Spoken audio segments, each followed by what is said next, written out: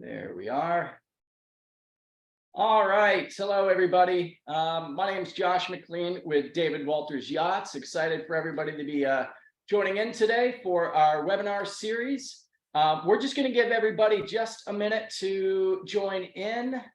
We've got quite a few people registered for today's webinar, so I just want to give everybody a chance to catch the opening remarks. So we're going to go ahead and just give everybody about another 45 seconds or so to kind of fill in and get situated. We are going to Are they in the waiting room? Because it doesn't look like they're in the room. Nope, we got them. They're joining in here, Kev. Yep. Okay. Looks like we got about a dozen people on here right now. We've got 34 total registered for the webinar. So we'll just give everybody a minute. But as you're kind of getting settled in, if you haven't used Zoom before for webinars, we have the chat function here. So go ahead and you can post any questions that you have or communicate with our panelists there through the chat box. If there's any questions that come up and they kind of fit in the groove of the webinar where we're at the moment, we'll go ahead and address those questions then. If not, we're going to leave plenty of time here for the end of the webinar to answer anybody's questions. So this has definitely been a series that we've been looking forward to putting on for some time.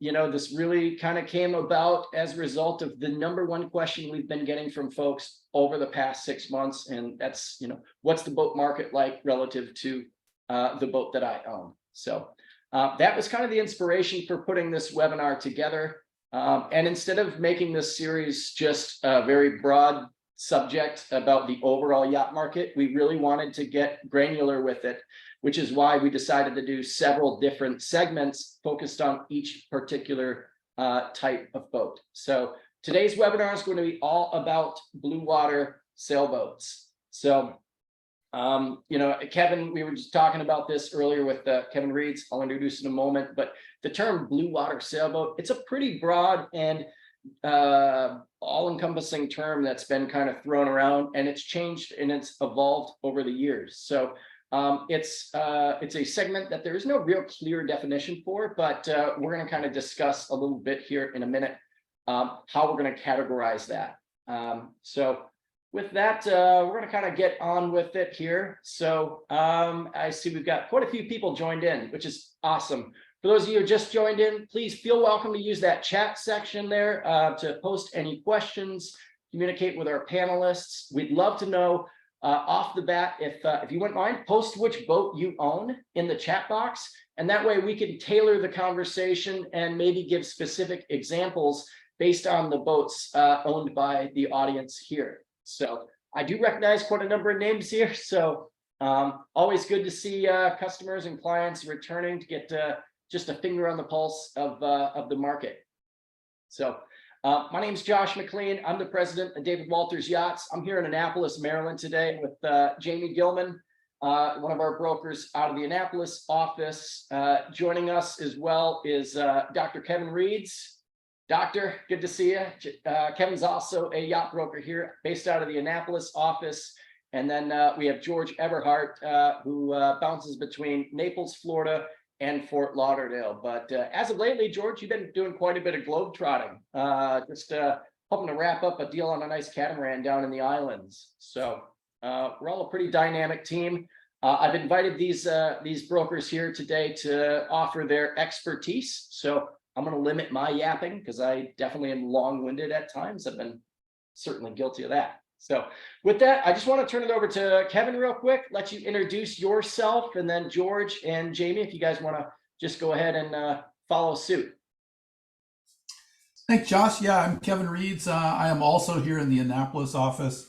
I'm originally a West Coast guy and have gone back and forth between San Francisco and Annapolis a couple of times. Been here for good for the last 6 years.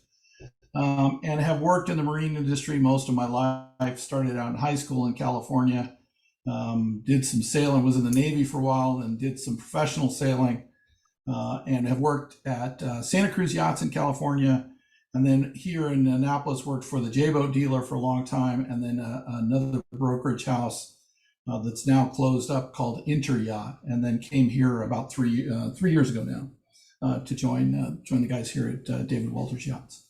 And like George and everybody on the call, I focus primarily on blue water cruising sailboats. That's really kind of my niche and expertise. I sell a lot of these boats. I've got about 42,000 offshore miles. So I can talk with some expertise about what that means and what it takes and what's not appropriate for a blue water cruising boat. And look forward to hearing you guys' questions and seeing if we can help you either unload your current boat or find the boat of your dreams. Kevin, you're really just a dream maker. That's right. It's all about making dreams come true. That's right. Hey, George, you want to give a little intro? Hey, good evening, everyone. I am George Eberhard. I've been with David Walters since 2011. And I do reside here in Naples, Florida, and spend time between the Fort Lauderdale and Naples office. But I tend to have boats that are scattered up and down the East Coast from Boston and Newport area, Annapolis, and points north in Florida. I'm headed to Key West tomorrow to take a look at a boat that a gentleman wants to list. And as Josh said, I've been doing a number of boat sales in the Caribbean this year. It seems to be that year, several to begin the year with, and probably a couple more as I finish. So, I've been with David Walters for quite some time, and sailing has been a passion. Boat ownership and sailing from the time I was a child. I've done, lots and lots of sailing deliveries with clients and by myself. And what is so important about this industry is that, it is, Josh alluded to, these are dreams. And I come from a sales background where people didn't want to talk about what I was selling. It was just a business. But selling yachts and working with people to sell their yachts is something that everybody wants to talk about. I'm glad to spend probably more time sometimes than I should with people, but I think it's helpful. It helps everyone understand that, this is a passion with most of us. We love doing it, and we do it for that reason. Finding a great boat, finding a great owner or potential owner, and putting the deal together is very important, and it's what drives me. I think that we've got probably a good number of people that are interested in selling boats, and it is important because one of the things that we face every day as we meet new clients is, how can we maximize a client's opportunity to sell their boat? And so hopefully we can get into that tonight. Look forward to answering any questions that you might have. And I guess let's begin with some topics and move forward tonight talking about blue water sailboats. Okay. Awesome. Thanks, George. And Jamie, real quick, why don't you give a little intro here? Sure. My name is Jamie Gelman. Live here in Annapolis during the summer and spend my winters down in South Florida in the Miami area. I'm lucky enough that my lovely wife also is a yacht broker here at David Walters, so it allows us to pretty easily split our time and follow everyone where the boats are. So I've also been in the marine industry since I graduated from college almost 20 years ago. I'm not quite as old as Dr. Reed's, and I only have about 12,000 offshore miles, but maybe one day I'll get there. So Keep sailing, my friend. So here at David Walters, I mostly focus on new Hylas builds, but also spend a lot of time in the blue water cruising market as well. So and kind of to build on what George said, I had a client a couple of months ago explain to me he's a very high-end patent attorney who sues the likes of Google and Amazon. And he went, Jamie, every time I walk into somebody's office, it's the worst day they've ever had, whether I'm representing them or suing them. Every time somebody walks into your office, it's the best day of their life. They're there to, find their dream. That's So right. that really is what we get to do. And whether it's helping somebody find their new boat or sell their old one, it's truly what we're passionate about. So Yeah. And I think that's important. You know, this advice, this guidance, it really does come up from a point of passion. So we love what we do, and we really do enjoy sharing our expertise and our insights. So we're going to dive right into it then. So I'm going to give just quick brief overview of what we're going to cover and some of the subjects that we're going to dive into. Again, we're going to give some general examples, but we're also going to give some specific examples to Bluewater sailboats. That's where our expertise is. So we're going to talk about some general trends and some insights that we have in the yachting market as it pertains to Bluewater boats. I'm going to share with you a little bit about where I think, where I know we've been and where we're headed as a yachting market, and specifically as it relates to sailing. We're going to talk about some expectations in terms of the seller's perspective in the average time it takes to sell a Bluewater sailboat, what price trends that we're seeing, and talk a little bit about the negotiated prices and kind of what we're seeing in terms of the actual valuations on Bluewater boats. We're going to talk about buyer sentiments, what we observe from our interactions with buyers as they're going through the purchase process. That's been an evolution, depending, and largely depends on kind of what the inventory is like and what the general market is. But right now, with inventory constrained and sales prices up, the way that buyers are approaching the purchase process is a little different than they had even just a few years ago. So we'll get into that. We're going to talk about some of the challenges that are faced by buyers, as well as, to some degree, sellers, as it relates to insurance and financing. Some of the inventory challenges that we've seen, we'll give some specific examples on. And then we're going to talk about the 4 critical components to actually selling a boat. And that's going to be price, condition, location, and marketing. And then how best to prepare your boat for sale. And then we're going to leave lots of time at the end here for questions. And any that we're not able to get to at that time, we're going to certainly address offline here. So please, again, if you have any questions or you want to let us know what your boat is, we'll use your boat as a specific example in the conversation. So don't be shy. We'd love to hear some feedback from you.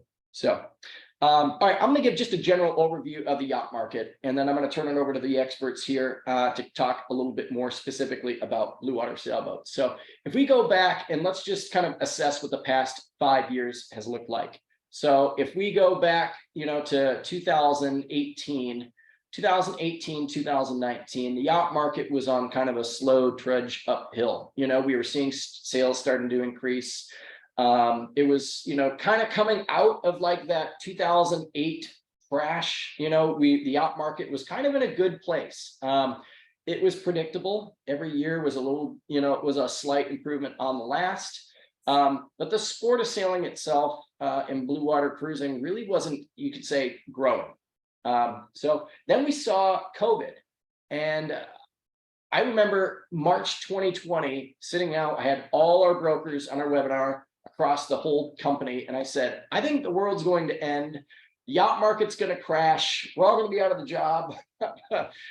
It was doom and gloom for all of 30 seconds. And then the boat market exploded. People started moving to boats, started realizing that they could work remotely, started being able to be socially distanced out on the water. And that had this huge push into sailing, not only boating, but sailing more than any segment in the yacht market just exploded. The inventory of available boats evaporated overnight. If it floated, it sold. I mean, that was like literally, if the boat would float, somebody would buy it. And so what we saw is the overall availability of inventory just went away. It just collapsed down to a handful of listings. Prior to COVID, we had about 115 to 120 listings at any one time. At the height of it, we were down to like 34 boats for sale, which is crazy because we're like one of the leaders in this segment. So we were down to like nothing. I think we had a Pacific Seacraft 37 and a handful of Jeanneau's for sale. So all the good boats being bought up. And then what we started to see is as we kind of came to the drawdown of, COVID, there was this sort of transition where the new boat inventory started to catch up, and average time to sell started creeping upwards. And really towards the last half of last year, the inventory of boats kind of started returning. The sales process started returning to normal, and things kind of have settled back in. So now we're here well after COVID, but we're still seeing this drawdown in inventory. That has not changed. So there's a massive crunch on available inventory right now, but sales prices are still up. So the overall trend of it before and after COVID is a positive net result for the world of sailing. More people are sailing today than they were before COVID. I think a lot of that has to do with a change of work environment, but also people who found sailing as an escape have realized, wow, this is something I would like to continue doing. So we always thought there was going to be this crash of people who bought boats during COVID rushing to sell. And in some markets, catamarans specifically, that has happened. If you look right now, there's, I think, George, you actually got the exact numbers on it, but like 26 Lagoon 460s for sale, like late model in the past couple of years. So there's some markets where there's just a lot of boats all of a sudden, but there's others where it's the well's dry.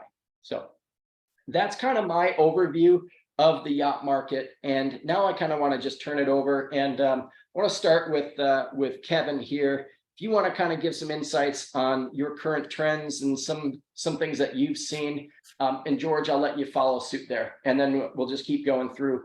And I want this to be an open forum, so keep it fluid, keep the conversations going. Guys, feel free to jump in and add commentary, okay? And please keep questions coming. Yeah, thanks, Josh. So I sliced the data a little bit further and kind of wanted to segment around kind of a sort of a model of what we're talking about so that we could look at some data over time. So I did a couple of things. One is if you look today, there are 4,260 sailboats for sale in North America total, right? And that's all kinds of different boats. That's not very informative for the conversation we're having about blue water cruisers. So I sort of decided that for the purposes of this conversation, and clearly this is just a segment of the boats we might be talking about, but I decided that a blue water cruiser, a typical blue water cruiser, is maybe something between 38 and 60 feet. And most of the boats that we sell are year 2000 or newer. So if you pull that whole list of 4,200 down to that little group, you're down to a much smaller group. Right now, there are 758 boats that meet that model available for sale in North America. If you segment it even further and say, what are the boats that are pretty well equipped and in good shape, meaning they're going to command a little bit higher price? So I just picked out of blue a number of $250,000 boats above $250,000. All of a sudden, we're down to 285 boats out of that 4,200 that sort of meet that particular version of a model for what a blue water cruiser is. So it's a really, to Josh's earlier point, we still have a very small inventory to deal with. If you look at traditionally over the last 3 years, and I'm looking at a 6-month sort of running average over the last 3 years, how many of those kind of boats have been sold, and what does that look like? So if you look over the past 6 months, There were 220 of those sort of blue water model boats sold.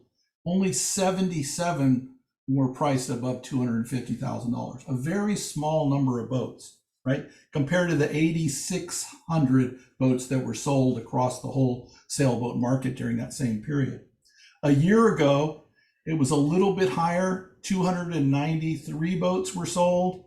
Only 114 of those were above $250,000. And if you go back to 2 years, right in the heart of COVID, it was 349 boats sold, only 110 of them above $250,000. And, you know, in last year and the year before, we saw a lot of people, because the market was going so fast and it was such limited inventory, we saw a lot of people submitting offers on boats sight unseen, right? So I think I sold 16 boats last year. 8 of them had offers submitted before people saw them. So they were still subject to a personal inspection and visit, but we were negotiating prices on boats as soon as we could get the listings put together. And a lot of times those deals went through and you know, went to closing ultimately, but the market was moving really, really fast. George and I sold a Hylas 46 together in the middle of summer, just about a year ago now. And that boat, the first time the people that were buying it saw it was the day they showed up for the survey and sea trial. Yeah. And they knew what they were buying. They'd done their research, but people aren't spending days and days looking at 8 to 15 boats anymore. They're deciding what they want when the boat comes available. They're prepared. They've done their homework. They've got their financing and insurance all set up and ready to go. And they're submitting an offer that's a fair priced offer, and things are moving very quickly. So that makes it kind of exciting and fun, but also terrifying in some respects for everyone involved. So I think Josh's point is also right, that we're still suffering from a lack of inventory, but the pace of things has slowed down dramatically. And so that's taken some stress out of it. Deals are taking longer now than they did a year ago to from start to finish. And there are probably maybe about the same number of deals, but they're all taking a little longer, and it's a little more complicated, and everybody needs to be a little bit more patient during the process. So that's my slice at the market numbers. Okay, awesome. What do you think, George? And Kevin, yeah, actually, if you wouldn't mind, send me those numbers you dug up, because one of the things that I'm going to do after this webinar is, and I'll probably be able to get it done tonight, is I want to send everybody some of the stats and data that we've kind of dug up on this. Yeah. You know, so don't be scribbling down on a scratch pad here. We'll we'll send you. Everybody will send you those numbers. I would be curious, and I would put money on it. I'll bet those numbers that you quoted in terms of the blue water boats that sold over 200,000. If you looked at the number selling today versus 2019, and I'll call it post-COVID versus pre-COVID, I think the numbers will show that more boats are selling now than they did before. So that kind of ties back to this net result of COVID was positive for the boats, for the yacht market as it relates to blue water sailboats. And the one thing we've not seen that people keep talking about is that, you know, when COVID's over, everybody is going to dump their boats and get back out of the market. We've not seen any evidence of that in any segment of the market at all. People have decided that this is a good lifestyle choice, and the only people that are getting out of it are people that are doing something else lifestyle wise, or they're now in a position to move up to a bigger boat, maybe a new boat, which wasn't an option during COVID because there just wasn't any inventory available. So the only thing I've seen that I would say is possible where people are kind of getting out of it and dumping the boat is in those late model catamarans. I've seen a lot of those come to the market, which I know you had as well. So George, let's shift over. Yeah, let's shift to your insights here, George. Well, Josh, you know what you were just saying about the catamaran market. I think that the people that sell those boats, a lot of folks are buying a catamaran, even first time large boats, that they want charter income from. So they've got pretty good programs coming together that allow people to buy a boat And they can show them right up front how much money they're going to receive when they put the boat in the program. So I think that was an easy entree for a lot of folks that wanted to maybe go boating. They could look at 5 or 6 weeks for their family, buy a boat, have the charter income to offset ownership.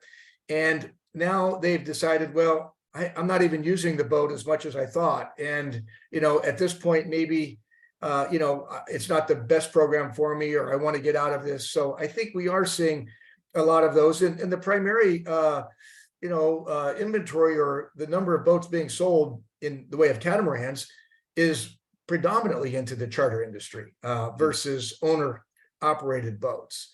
So I think that's a little bit of what's been taking place with those catamarans. I think some of the stuff that Kevin talked about, just a few things I wanted to go back and talk a little bit about, maybe a little bit longer time to get a boat closed and finished from the time an offer is made. I think there's a lot of other factors. There's things like financing right now is a little bit more difficult. Yeah. I think that insurance, as we mentioned just briefly, it's much more difficult to get the boat insured. So these are things that need to be looked at in advance, so that that length of time is shortened and it doesn't become a big stumbling block. The sight unseen purchases that we all saw so many of, just to protect my clients, I would let them know a great boat was coming on the market, but I could tell them they were not going to have an opportunity to look at their schedule and try to figure out when they could come and see it. They were going to have to make an offer sight unseen, with the understanding that they would have an opportunity within a few days to go view the boat and make sure that it lived up to their expectations. But if you were ready to buy a boat, that's what had to take place, because someone else would step up and do that, and you would be left, chasing a boat that was under contract and most likely was gone from inventory. And so I think that is still happening today. And I think that as a seller, they have to understand that there are some things to consider.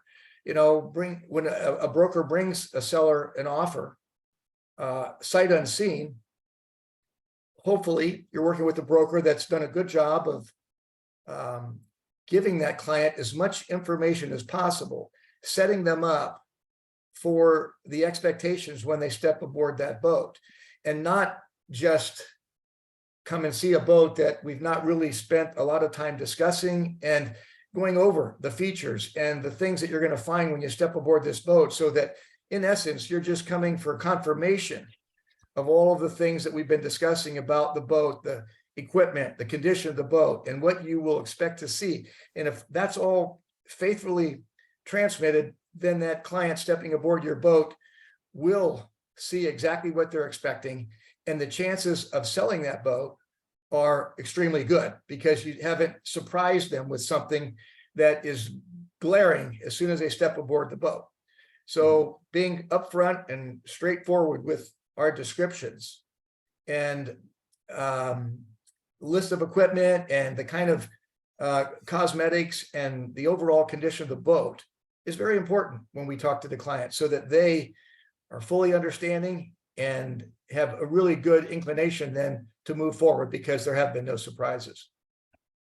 And one of the things that I think is really important in that whole sort of communication chain, George, and you're exactly right. I think setting the expectations of a buyer who hasn't seen the boat yet.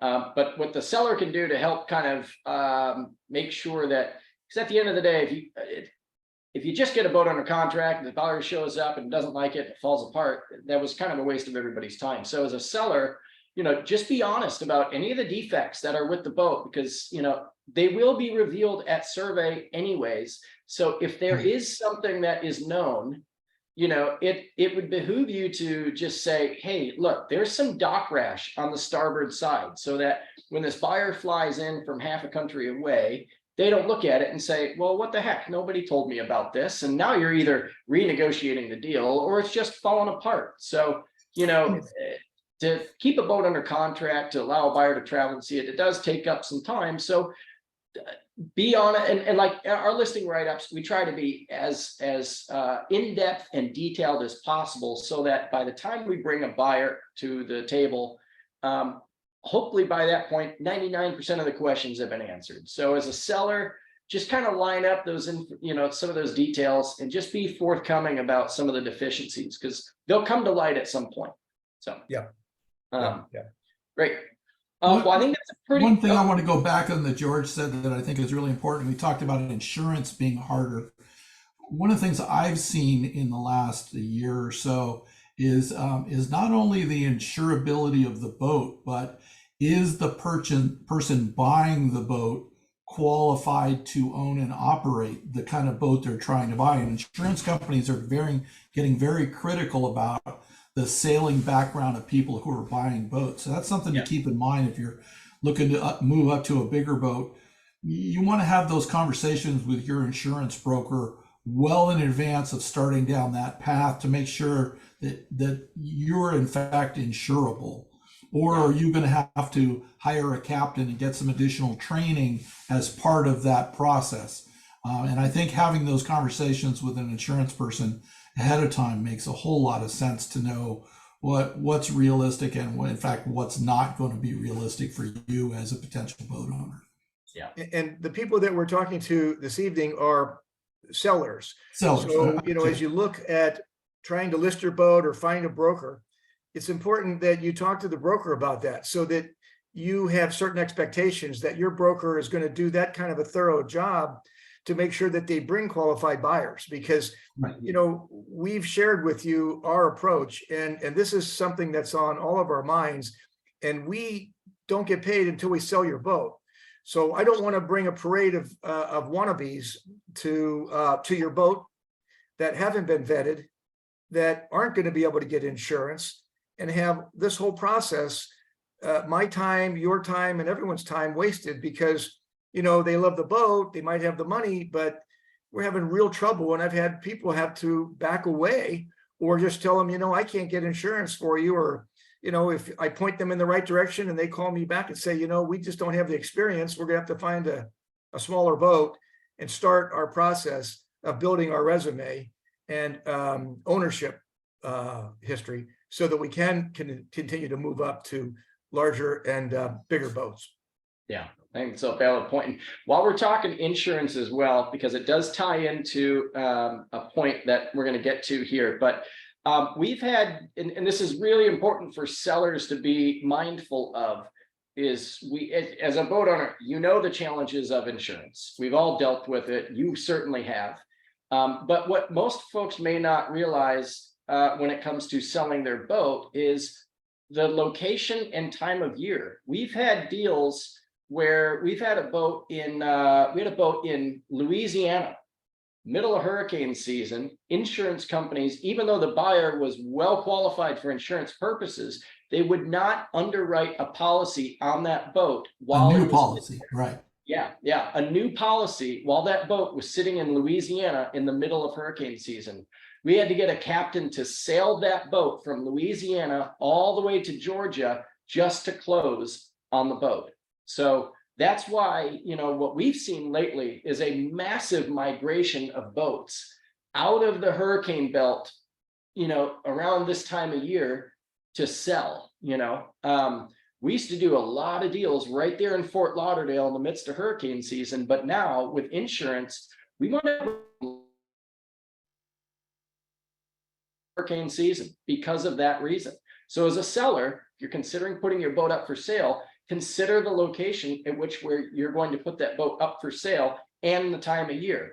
And if it is just because of your own situation more convenient for that boat to be, let's say, in Florida, just be prepared that we very likely will need to move that boat before we can close on it.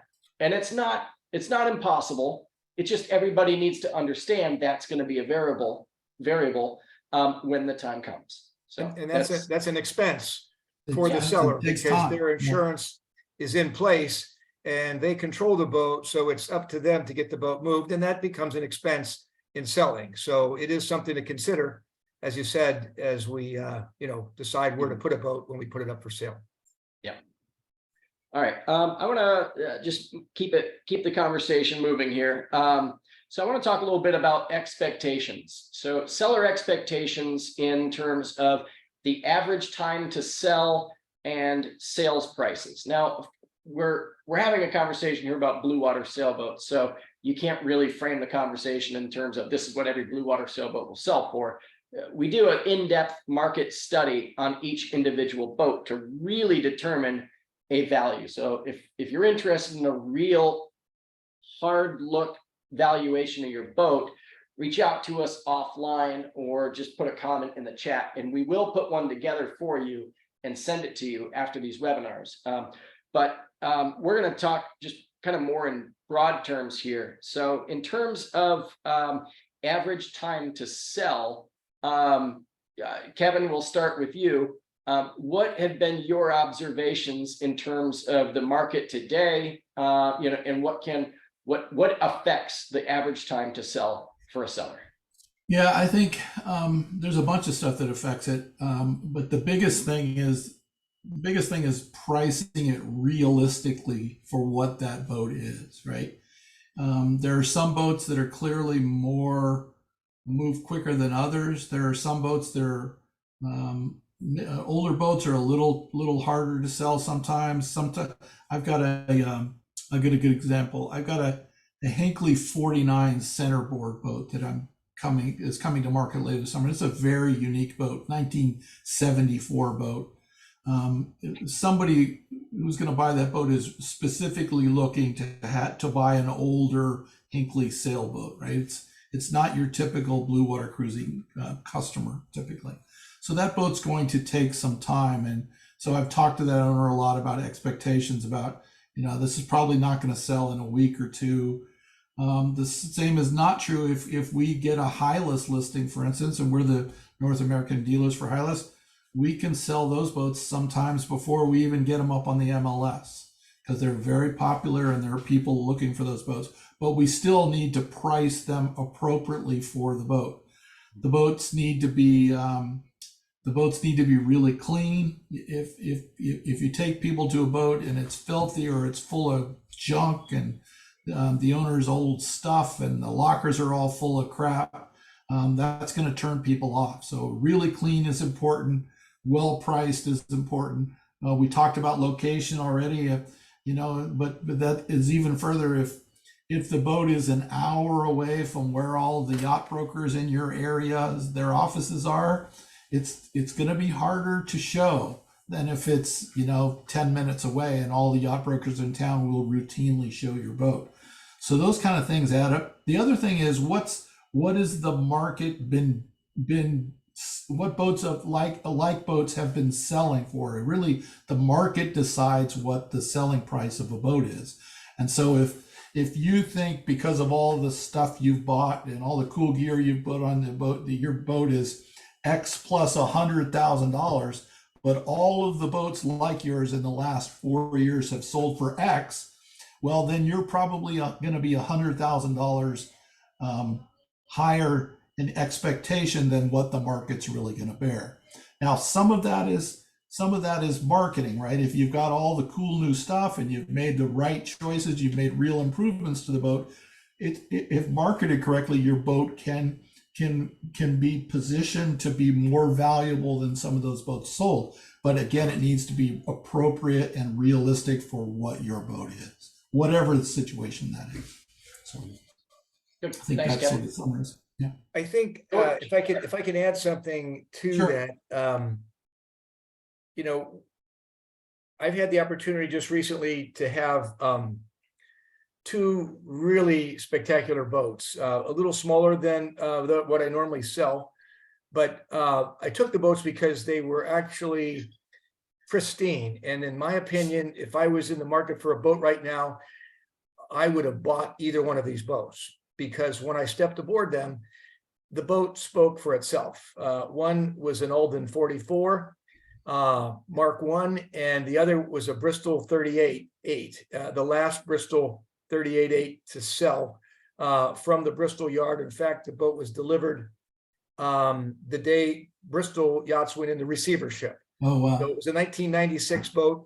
And these boats were spectacular. And the problem from the seller's standpoint was when we talked about them, we had to do some comparison to other boats on the market. And when you pull up those two particular models, you know, we saw boats that were, you know, around $100,000 that were selling, maybe 120 as a high. Both of those boats we put on the market at $180,000 and $160,000 respectively. And we got basically that number for both boats. And, you know, it was a task, because how do you convince a buyer that we're selling a boat that's considerably higher than anything that's sold in that category?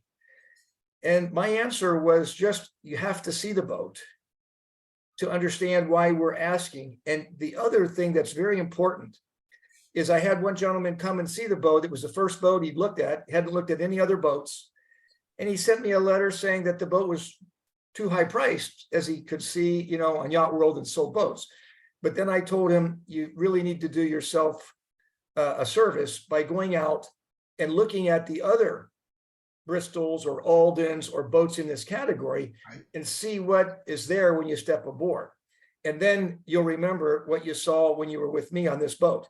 So it's very possible for us to get numbers well above market value in some of the older semi-custom boats that are no longer being built. Yep. And the value of that boat has been maintained because of the ownership.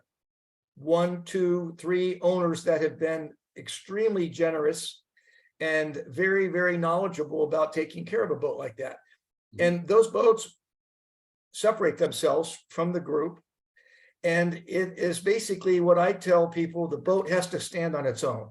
If we're going to ask $180,000 for a boat that right now typically people are paying 120, well, that boat has to speak to a buyer when they step aboard. And it's up to the boat and the way that they've taken care of it. And some of these boats can, in fact, do that because they are outstanding. And when you look at the sum of all things and you say, well, $180,000, and I'm buying a Alden 44 that was built in 1990, well, look at the other $180,000 boats that are out there and see what you're getting for $180,000. They might be 10 or 15 or maybe even 20 years newer, but they don't have the build quality and they're not in the condition that this boat was in. And so I then have to compare it to not only Aldens, but other boats, tried to do high quality Bluewater type boats of other manufacturers that could also stand on their own, and what kind of prices those boats were selling for. Yeah. So I I think can that's get a all big good, number George. if the Yeah. boat is able to stand on its own. Yeah. And Frank, you know, you had put a comment in there that I know you got your Bristol 433 1986, and you know, for your boat, you're going to find there's going to be a wide swath of sales prices. So it's really going to come down to how the condition of that boat's going to stack up. Beautiful boat, Bristol 433. Generally, several of them on the market. Condition is what's going to sell that boat. So, Yeah. and Frank, we'll follow up here later. So, all really good points there, guys. You know, I think you know, if you wanted to kind of put a number to it, one of the examples I quote oftentimes in terms of the average time to sell, and I use this example because it's just a boat that we've sold probably 50 of, so I can come to hard fast numbers on this. So if I look at a Hylas 46, good quality Bluewater cruiser, attainable by, you know, a good number of buyers. It's the right size for a couple's cruiser. It is sort of the, you know, if you were to put kind of the, you know, you hesitate to say the average of a Bluewater boat, but that's a good example of a high quality boat, couple's cruiser, capable of Bluewater. So in 2019, that boat had an average time to sell of about 250 days. So it took about 250 days to sell that boat back in, you know, back before COVID. That same boat today, the average sales time on that is, the boat would be under contract within 30, the boat would close within 60. And there's other examples of boats that are just like that as well. There's just such a lack of inventory. So if you bought boats in the past, or I'm sorry, if you've sold boats in the past, and you know that long sales cycle kind of left a sour taste for you, I think you're going to be quite surprised at how quickly things move today. So especially for good quality boats. There's exceptions. There's definitely boats that are more of a challenge to sell, but good quality, clean, well-known boats are definitely going to sell faster than what you may have been accustomed to in the past. I want to kind of talk a little bit about sales prices as well, because that kind of follows a similar trend. I'm trying to, a good example I have, and again, it's another Hylas, I've sold a lot of those, is a Hylas 54, is a 2009, sold the boat to, I guess it was 2 owners ago. That same boat's turned over now twice since then. But a gentleman bought the boat for about $450,000 back in 2018. That same boat today sold in the mid-6s. So even the sales prices from then versus now, in some instances, are vastly different. I don't have a crystal ball. I can't tell you what every boat's going to sell for, but if you bought a boat in 2018, 2019, and you sell it today, your delta between your purchase price and your sale price is going to be significantly less than what you might expect. Just because the inventory of boats and the availability, things have just changed. Prices have gone up, and though they have come down a little bit, they are still, quite elevated. So, George, you look like you're about to jump through the screen. You want to say something? We have to. I think you have to preface that story with the fact that the boat, when it sold, was in very poor condition, and then the 2 subsequent owners have spent a ton of money bringing that boat up to the caliber that it is today. Now that's true, but it wasn't just true appreciation for the brand. It was a lot of hard work and a lot of money spent to bring that boat up to today's standards. Yeah. So, but that's an example of getting the money back out of the boat when someone finds a boat that's got a good heritage and is willing to spend some money and sweat equity, getting that boat back up to tip-top shape. And both of those owners did, and they were rewarded for what they had done to those boats. Yeah, that is a valid point. Now that owner did put money into it, but even the money invested, that owner, he more than broke even on it. So, which is rare, but I think overall the trend, sales prices today are stronger than they were then. So absolutely. Yeah. And we've got lots and lots of stories of other boats like that we've sold for more money than they sold for 3-4 years ago. Yeah. Kevin, you want to add some insights on pricing? I said the only other thing I want to add there is when you buy a car, everybody wants to buy a 1-owner car that was owned by a little old lady and just driven to the store and back once a week. I think the opposite is true when you're buying a brokerage sailboat.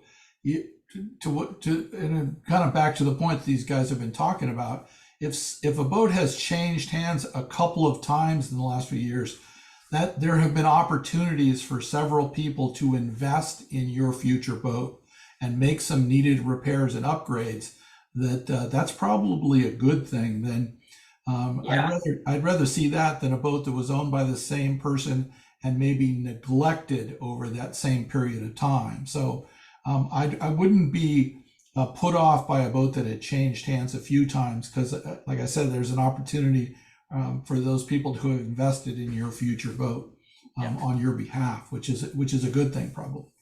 Yes. And as you said, Kevin, a boat that's used is a boat that I want to buy. That boat that's coming on the market that's 15 to 18 years old, and it's got 250 hours or 300 hours on the engine and 50 hours on a generator. I would much rather buy a boat with 4,000 hours on the engine and several thousand hours on the generator, because I know that it's been used. And let's face it, this equipment that is being put in these boats is robust, and if you use it, it'll last. Yeah. I had a Hylas 49 come into Fort Lauderdale several years ago, and the guy said, you know, there's only one thing about this boat, and it has 14,000 hours on the Yanmar engine. And I thought, you know, I would say, and most people in the industry would say that engine is about a 10,000 hour engine. But when I looked at the engine and the engine room on that boat, it looked better than most boats that are brand new. It was absolutely incredible. So that's a testament to what these pieces of equipment will do for you if you take care of them. Yeah. So, you know, I'd much rather tell my buyer, look, I'm comfortable with the boat with high hours on it. We know it's been used. And to me, running that equipment is much more important than letting that equipment sit. Yeah. I think this is a perfect segue to talk about what are the things that about a boat's condition that will impact asking price and your ability to sell the boat. And let me give you just some examples, and George, you chime in with some others as well. Certainly the age of the boat will make a difference. Are there known issues or problems? And I think it's important, as we've been saying throughout, to be realistic and honest about those, be upfront. Is the boat clean? We've talked about that. Are there odors or smells when you go down below on the boat? That will impact the response to buyers when they get the boat. Are the cushions clean? You'd be surprised how many people get turned off when they see old stains and stuff on the cushions. So get those cushions cleaned up and make a difference. Are the lockers and the bilges clean? Right? All those sorts of things really do make a difference when people come to look at your boat. If you have teak decks, what is the condition of those teak decks? That's a big question for some people. Engine hours, generator hours is an issue, right?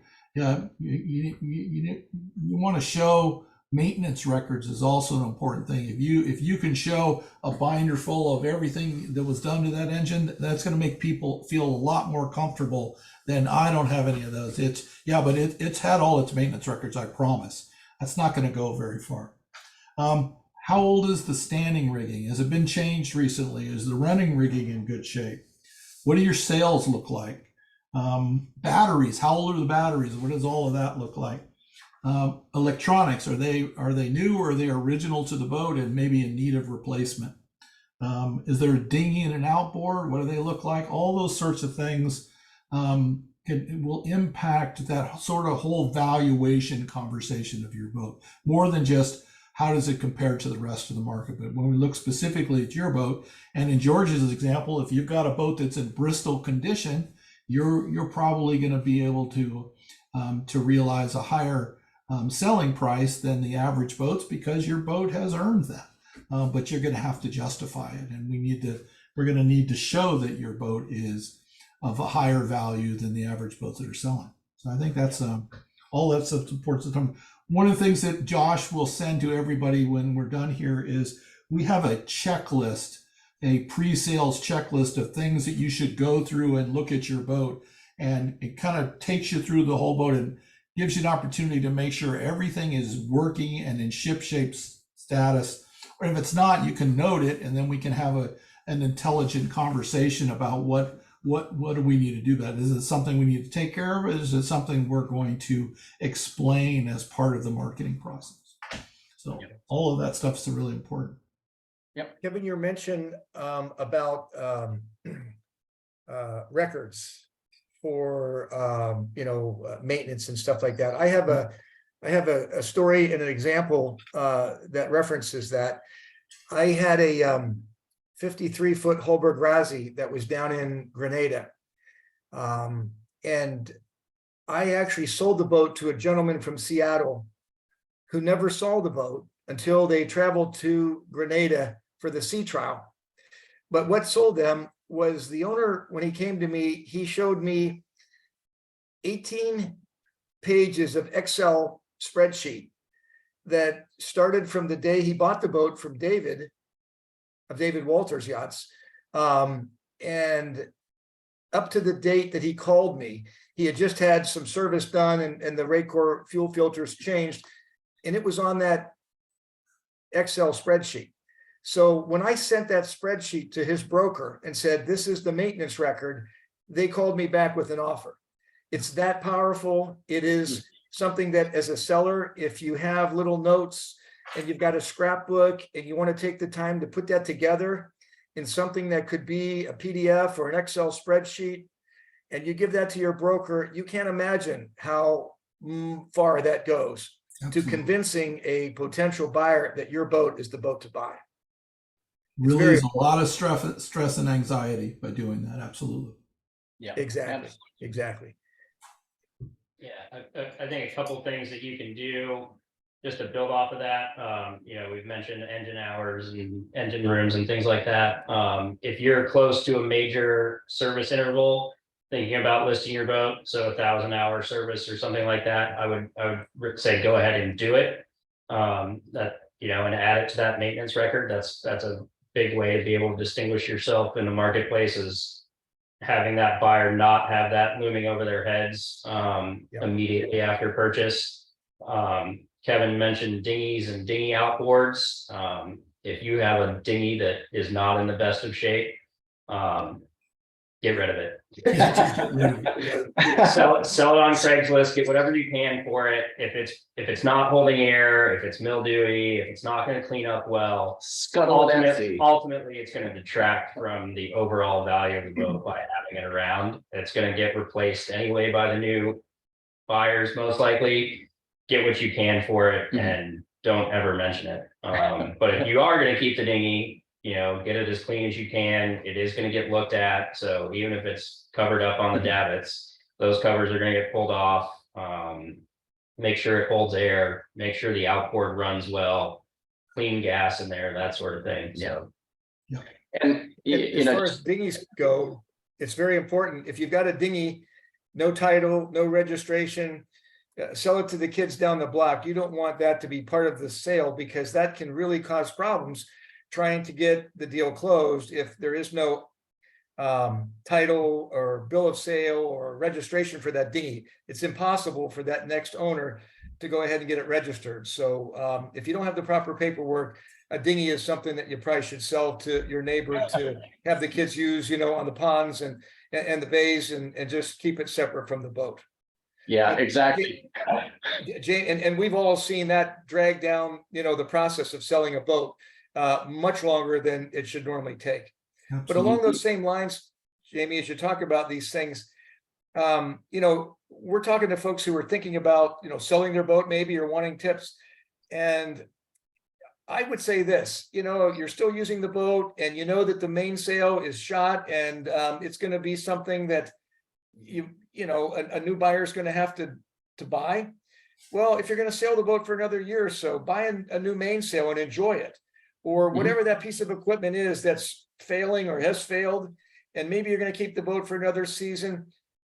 Upgrade now so that you can enjoy it while you're sailing the boat still, and it'll pay dividends when it comes time to sell, because now we've taken care of that big problem. You know, sales are, you know, what a sailboat is all about. And if we've got worn, tired sails, they probably don't work well in the furling system. And you may as well upgrade now while you can enjoy it for a year or so before you decide to sell the boat. It just makes so much more sense. Yep, I agree, George. And that's a pretty good segue into kind of the next topic here, and that's buyer sentiments. The way that buyers have approached the purchase process has certainly changed over the past, few years. In a lot of ways, the way that we absorb information, the way that we search for boats, the way that buyers, their willingness to take on projects, that's all kind of shifted. So, today buyers are coming into this quite well educated by the time they pick up the phone and either talk to the most of them. There's different folks out there, but a good number of buyers, they're going to reach out when they're ready, and they're going to research. They're going to look for every scrap of information on the specific boat. They're going to find your sailing blog. They're going to find the YouTube video. They're going to find they're going to print off and highlight and just absorb all the listing write-up. They're going to watch the video tour, the Matterport walkthrough. They're going to do all of that and then contact. So I think one of the things that probably doesn't get talked about much, but you know, if you're out cruising, and a lot of folks, if you're owning a Bluewater boat, you most likely are. A lot of people maintain travel blogs. Well, if you've gone through and there's a few articles in there about challenges you've had with the boat or systems that haven't ever worked, you know, if you're going to sell your boat, maybe you talk about scrubbing some of those articles from your blog. So I had a client that was selling a boat, and there was like 4 different blog posts they had about the forward head that just wouldn't work. And when it came to survey, the buyer showed up with printouts of those articles and said, I want you to look at the forward head. Boy, look at how many times they complained about it. So, you know, some of the skeletons, they'll come out of the closet. So if you're writing blogs, and I think it's really cool if folks do, just be cognizant of that. The information's out there. Buyers are going to be doing research. So that's one point to make. The other thing kind of Let me add to that, Josh. I think of every segment, the buyers in this particular segment do more research and are better informed and have those big spreadsheets more than any other segment of the yachting market. So you're not gonna confuse them. You're not gonna pull their wool over their eyes. They know everything about this stuff. I've had been on a lot of boats. I was showing people where they knew more about the boat. If it wasn't a listing of ours, it was somebody else's listing. They knew a lot more about that particular boat than I did before we showed up and took a look at it. And I'm like, wow, that's pretty cool. But yeah, they really, really do their research. If there's something online about your boat or you're mentioned in a Facebook group or any of that stuff, they're gonna find it. So yeah, be careful there and make sure you're. You also have to be honest about all that kind of stuff. Yeah, you're not gonna hide it. So yeah, thanks. That's good points. Also kind of relating to what George was talking about earlier about like the sales, you know, it's very likely if you're on this webinar, you own a boat, you're still cruising it, or you're going to list the boat and you're still going to try to get some use out of it. And if that's the case, you got to balance about what is going to be a good investment for your current use of the boat while also being cognizant of it being sold. So the best honest approach is treat the boat like you're not going to sell it. If the boat needs something, provide it. You know, if that varnish is getting worn, redo it. If the sails are shot, replace them. You know, if we bring a boat to survey and there's a system that's just not functioning right, or the sails look like a bunch of bed sheets, the buyers are going to notice about that, and it's going to be an issue. The best boats are selling at good prices and in short order because they're turnkey, ready to go, or require minimal work to make ready to go cruise. So buyers are highly educated today. They're coming into things not wanting a project. You know, if the boat's on the hard, yeah, get the bottom job done, replace the zincs, do the prop speed, you know, buff the hull, you know, make it look ready to go. That's going to pay dividends in the time it takes to sell your boat. So, you know, buffing the hull, it may not add value to your boat, but it sure will affect the curb appeal of it, and buyers will take notice of that. So before we move on, and Kevin did mention, I'm going to send everybody a very thorough checklist of everything that we recommend you complete before listing your boat, while it's for sale, and things to check before survey. And those are all lessons learned from boats that we've brought through survey. We've compiled hundreds of surveys and boiled down to what the most common issues are. And it's a bullet point on our checklist. So if you use that, you know, and you may not correct everything on it, but at least you'll be cognizant of what could potentially become an issue. So condition matters. Buyers are definitely educated, and you know, they'll find that article you wrote about the anchor that you lost overboard. So just accept that. Hey, Josh, the other thing that, you know, we've talked about and you know, doing all the maintenance and getting the boat cleaned up and all of that. I know there's a lot of people who own boats and you know, maybe they've decided for a long time that they're going to sell the boat and it's been sitting for a while.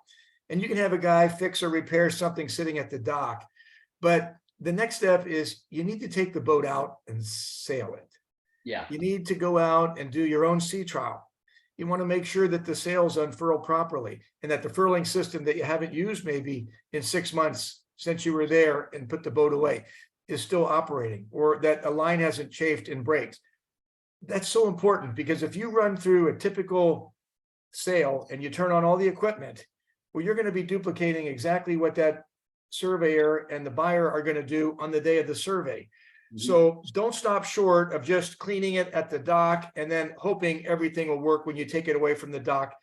The boat needs to be put under load, the engine, run it up. You know, I know a lot of owners don't like to crank those RPMs up, but these engines are rated at certain RPM ratings, and the surveyor is going to do that, and you should do it. It's healthy for the engine for a minute or two when you're out there.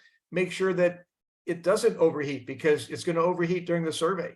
And by running it up like that, we'll find out if the impeller is not doing its job, or the thermostat is broken or not properly functioning. So these are the reasons to do all that, to head off what will eventually occur during the survey. So don't stop just at the dock and clean it up. Take it out and actually run it through its paces. It'll pay dividends. Yeah, that is rock solid advice right there, George. Where were you last week, George? I need you to tell somebody that. Yeah, we've all been on surveys where the owner goes, "Oh, I've never seen that before." Are you It sure? worked last time I used it. Yeah, that's the most common one right there. So Batteries. Yep, exactly. All right, so we've talked about price, condition. I want to talk real quick about location. So location really does matter. And we've all got stories between, us brokers here about boats that have been for sale, but in the wrong location. So location does matter. If you look at the yachting market, as it pertains to Bluewater sailboats, you can very easily determine what the key yachting centers are: Newport, Annapolis, Fort Lauderdale. Those are the three spots where 80% of the boats sold on the East Coast of the United States. That's where they're going to live. The boats in one of those three markets, it's going to get exponentially more showings, which is ultimately going to result in more eyes getting on that boat and potentially a higher offer. So I understand that, due to some constraints of the owner, maybe that's not feasible. But in an ideal world, one of those three locations is certainly your best shot. And for a lot of reasons, that's why we've got brokers in all three of those spots. So that's a gentle nudge there. But location matters. You make it easy for buyers to come and see your boat, and you're going to get more showings. I just had a boat. I've got it. It's under contract right now. The boat had been sitting in Port Canaveral for quite some time. No showings, not a lot of interest from buyers. We brought the boat up here to Annapolis, and 6 weeks later, the boat's under contract. So you bring the boat to the right locations, you'll get more eyes on it. So you guys want to add to that? I do. I have a really great story that is definitive about location. And I think it even is more definitive about the type of boat that we're trying to sell. And I had sold a beautiful Morris 42. If all you out there are familiar, we'd all love to own one. They're absolutely gorgeous, very expensive boats. And it's actually built as a day sailor. Doesn't have a ton of room on the inside, but it is absolutely one of the greatest boats to sail anywhere. And I sold it to the gentleman. We bought it up in Newport and brought it to Miami. And he sailed it for a couple of years and decided that he wanted to sell it. Well, I tried to talk him into moving the boat, and he said, no, I'd like to keep it here in Miami. I'm still selling the boat. And so we did. We left it on the market, and it was actually a crowded time. This was back before COVID. There were 6 other Morris 42s on the market. This was a late model, 2008, 9 at that time. And we were the lowest price of 6 boats. It actually had a bow thruster, which is kind of almost sacrilegious to most East Coast owners of a boat like that, but still had a bow thruster in it. And he actually put air conditioning in it, which separated this boat from all the other ones. Still the lowest priced boat on the market. It sat for over a year. Finally, when he got frustrated enough, I said, let me move this boat to Newport. And we trucked the boat to Newport, cost $18,000. We actually raised the price of the boat by $25,000 when we got it to Newport, and within 30 days it was sold. So it is all about location, and that particular type of boat is a East Coast, I call it a gentleman's boat. Maybe it's a day sailor. They've got a much larger yacht somewhere, but they just love sailing this beautiful boat, and it sails like a sports car. But when you bring it home to where that boat probably has a better home and much bigger audience of people that are interested in a boat like that, it's sold almost immediately. And so it is all about location. Yeah, absolutely. George, that word you use, audience, I think is really important and plays to this, right?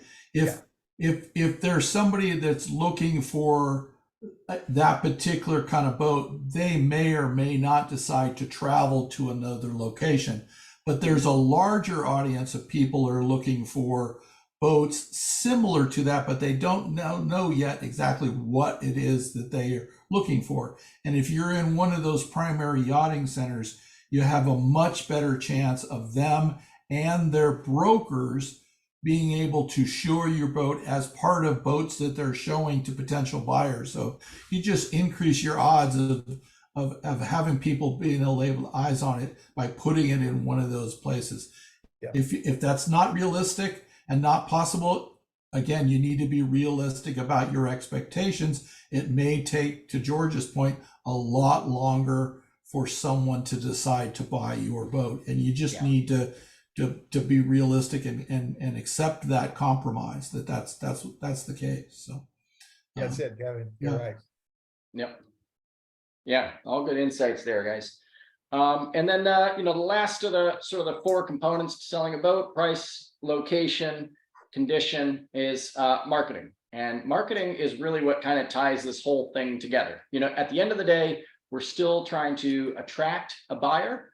We're still trying to express value. We're trying to make your boat stand out above the rest. And even in a market where the inventory is tight and there's just not a lot of boats for sale, you still need to put the effort into marketing. And what does that mean when we talk about marketing a yacht? Well, it ties together everything that we've just talked about. The condition. We need to express, through marketing techniques, the condition of your boat. And that can be done through photography, videography, 3D virtual walkthroughs with Matterport technology, which is super cool. You can actually scan and walk through a boat by clicking and slewing through the boat. It's pretty slick. The website presence, the quality of the listing write-up, all of those elements really bring together the perception that your boat is worthy of the asking price. And that's, at the end of the day, what marketing is about. We're trying to build upon the value of your boat and express that to buyers. So if you just go through Yacht World and scan through various boats for sale, you're going to come across a wide variety of listing write-ups and presentations. You're going to find, really crappy iPhone photos. You're going to find photos from 15 years ago when the boat was, a decade and a half newer than what it was now, and varnish work looks nothing like it. You're going to find 3 sentences in some listings. You're going to find inaccurate information or stats. All those things a buyer picks up on, and it just detracts from the appeal of your boat. So we spend, I would say, about 2 weeks putting together listing material.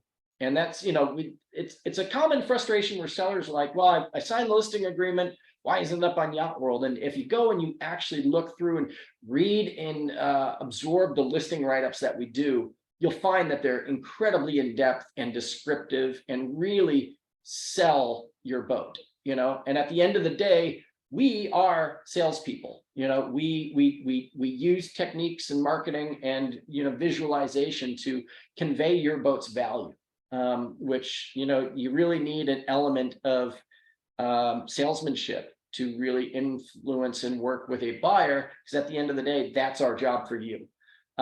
So the marketing material really does matter. you could have the best boat and the best condition, priced right, and nobody knows about it, or it's not being advertised or described appropriately, and enough eyeballs are not getting on that listing. So we have tools and techniques that we use to enhance and increase visibility on your boats. Several that you probably wouldn't see on the front end of Yacht World include enhanced listings. We make a point of every one of our listings being what they call enhanced on Yacht World. So that basically means it's bigger. It shows up at the top of search results. It's more visually appealing to a buyer, you know. Our website, through the SEO, the way that we write articles to attract people to Bluewater cruising, all those elements are marketing. And you know, if you compare and contrast marketing efforts across brokerages, I genuinely believe we do a better job than most, and it does matter, and it garners results. So that's what ties it all together, is marketing. So we've got a whole proposal that we put together for folks when it comes to getting their boat sold. We actually go through and create like a tailored and customized plan on how to sell your boat. So if that's something you're interested in, we can obviously put that together. So I don't want this to be a big sales pitch for David Walters Yachts, but that genuinely does make a difference. So anything you guys want to tie anything in there? Yeah, a couple of things, Josh, that I wrote down as notes. One of the things I really like to do is see if we can find, and a lot of times the owners will have the original sales brochure for the boat. It does a couple of things. One, there's some really great language that describes the boat, already written by professionals in there, that's worth stealing. Also, I love the way the boats are typically staged in those brochures. So I use, a lot of times I'll use that as a model when we're staging a boat, and staging is very important for those photos. You can't just have it empty. You got to make it look, you know, a glass of wine and some cheese makes a big difference in the sort of image that you're selling. The walkthrough videos way more important today than they used to be, because people are doing so much work online. I believe now when we do a really good walkthrough video that many more people are seeing that video on YouTube than are seeing descriptions of boats on Yacht World nowadays. Absolutely. It's tens of thousands of people are seeing those YouTube videos. So it makes a huge difference. Yeah. And social media is making a big difference. I didn't know much about it till a few years ago. I put a lot of boats up on Instagram now, and I get a lot of calls from potential buyers when I put an interesting boat up there. It's really fascinating, but that's the reality of the world we live in now. And the last thing is, depending on the kind of boat you have, there are probably a small group of all of the yacht brokers in the world who are specialists in that kind of boat. Bluewater Cruisers is a good example. There's probably 25 or 30 yacht brokers in the country who really are good at selling this kind of boats. And when I get one of those listings, I'll share it with all the brokers within David Walters, but I'll also reach out personally to some of those other brokers and say, hey, I just got this FAR 50 Pilot House boat right up your alley. If you want to send somebody down to look at it, I'm happy to do a courtesy showing for you, and just try to expand the audience and the visibility of that boat really quickly. That's part of the job, I think, is to make sure everybody who should know about that boat knows about it as quickly as possible. Yeah, exactly. Kevin, I think that's a good point. I do a lot of that myself because, you know, this is a relationship business, and there are certain brokers we prefer doing business with. So depending on the type of boat, we know who those brokers are, and we do reach out personally with a phone call, tell them we've got a great new boat, and tell them all the particulars. And those other brokers have to understand that if you or I take the time to call them, it must be a pretty nice boat. We're not doing it just for the run-of-the-mill boat. We tend to do it for almost all of our boats, but they perceive it as a very special boat. And I think that is very important. It's still, again, that marketing and selling process that we do. And I think we do it well. Yeah, thanks, George. That's a good summary there. Well, I appreciate appreciate everybody's time. What's up? We got to, there it is. I saw a question pop up here. Let's see.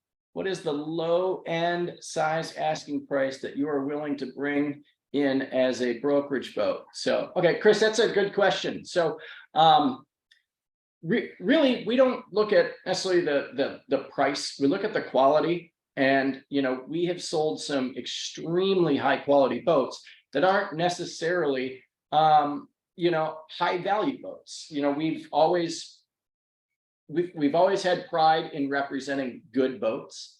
So it's not about the asking price, it's really about the quality. And that's also why we've earned our reputation for representing good quality boats, and why we're able to bring buyers much sooner than most, because buyers come to us for our opinions on finding and seeking out a good boat. So Josh, let me just add, because Chris, I think you and I have talked, and I think I showed you a boat once last year. George and Jamie and Josh and I, we show boats all day, every day. That's the fun part of what we're doing. It gets really fun when we can find someone the right boat and help someone get into the right boat. And to Josh's point, it's not about the dollar value necessarily. It's about if we're going to sell, and I showed you, Chris, a couple of $30,000 boats, I think. If that's appropriate, that's okay, but it's got to be a really nice $30,000 boat. For otherwise, we're wasting everyone's time. I think that's the bottom line. Yeah. Well, I know we're kind of coming up right against up against the clock here. But what I'd love for you guys to do, if you guys have any additional questions, I've put our email address there in the chat box, as well as our phone number. It's sales@davidwaltersyachts.com, and our main number is 954-527-0664.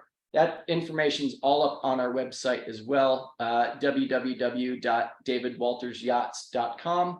I'm going to email everybody some of the material that we've discussed, some of the sales statistics, our checklist, a broad scope marketing plan that we've worked out, as well as the contact information for everybody on the call today. So we'd love to do these webinars here and share our experience with you.